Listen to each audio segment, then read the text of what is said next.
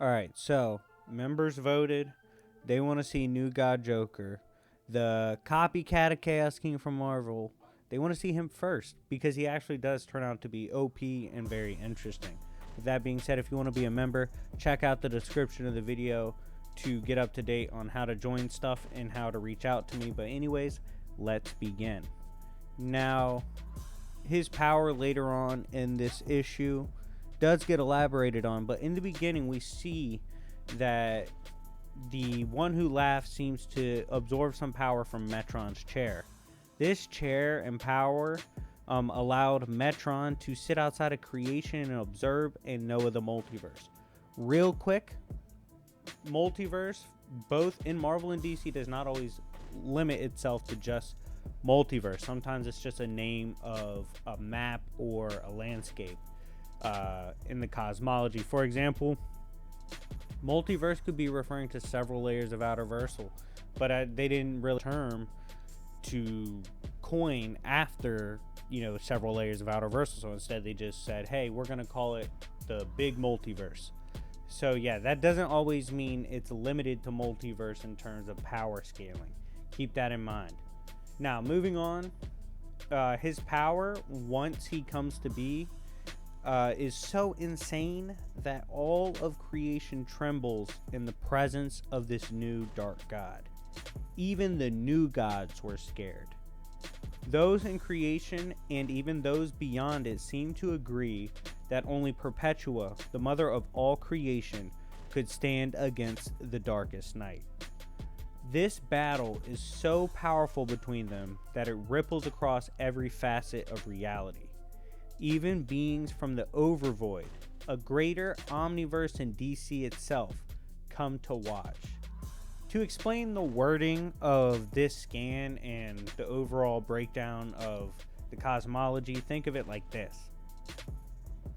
This is important because beings from outside of that small dot, have come to the small dot in order to view it.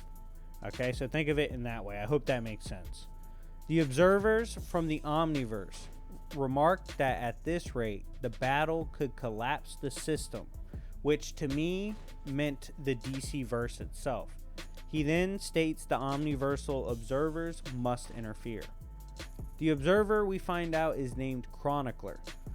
Chronicler comes to what I interpret as a journalist of fiction. That's his role. He hops from verse to verse in fiction and records how each verse works and their history. The Chronicler is so detached from other verses in fiction, this is like how crazy his job is, that he is not even so far aware of the story of Superman, one of the basic archetypal stories for heroes in fiction. But after visiting, he does say DC is one of the craziest verses he has ever seen. Chronicler then says DC Comics is bound to die. He also says his power stems from the source of all things, which I interpret to be the source of fiction. Even compared to the trillion of verses Chronicler has seen, Chronicler still says DC has some of the strongest stories he has ever seen and that the power of DC Comics was wasted.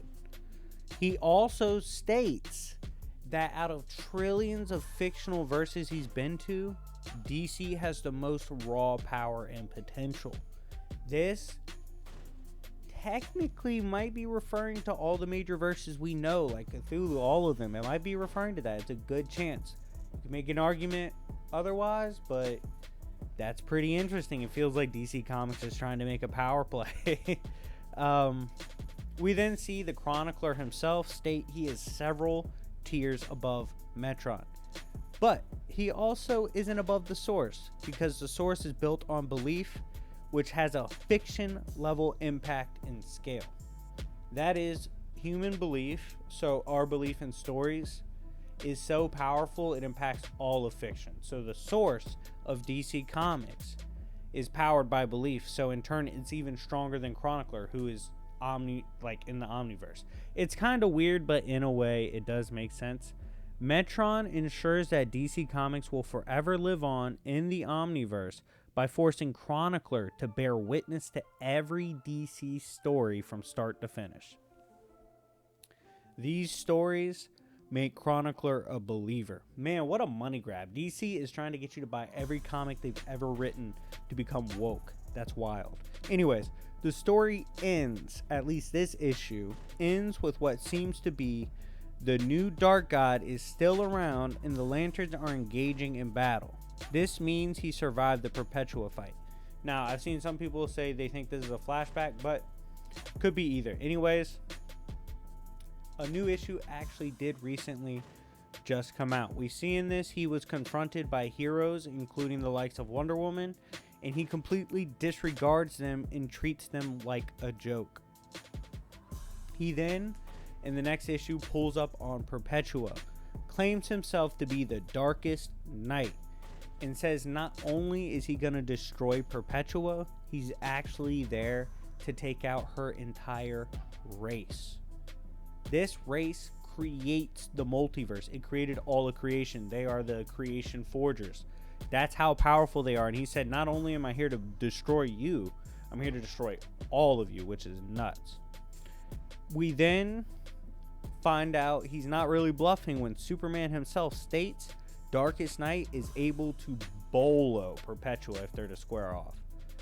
Only anti-crisis energy, or energy born from the small goodness of the individual, can counter crisis energy, which is what powers Darkest Knight. So, what we know so far, Darkest Knight is one of the strongest characters Chronicler has ever seen in the Omniverse. That's absolutely nuts. So he's a character born from the nightmares of Perpetua, or the nightmares of our beliefs, our very own nightmares on a massive, almost fictional level scale. So this character is stupid strong, and he might get stronger, by the way, if more issues come out involving him and they change the scaling. I'll address that. However, there is a character from Marvel that's definitely crazy enough to try to not only destroy him but absorb him, and that's the Chaos King. So make sure you stay tuned for my video on the Chaos King. Anyways, guys, thank you for watching. Like I said, if you want to become a member, donate to the channel, help out at all. I actually just bought a laptop and sent it to that editor so I can start getting high quality edits on my videos. So yeah, if you want to donate to help out your boy, because I'm making power moves for y'all, go ahead and hit the Cash App. But anyways, thank you guys for watching. It's been your favorite villain, and I'll see y'all later. Peace.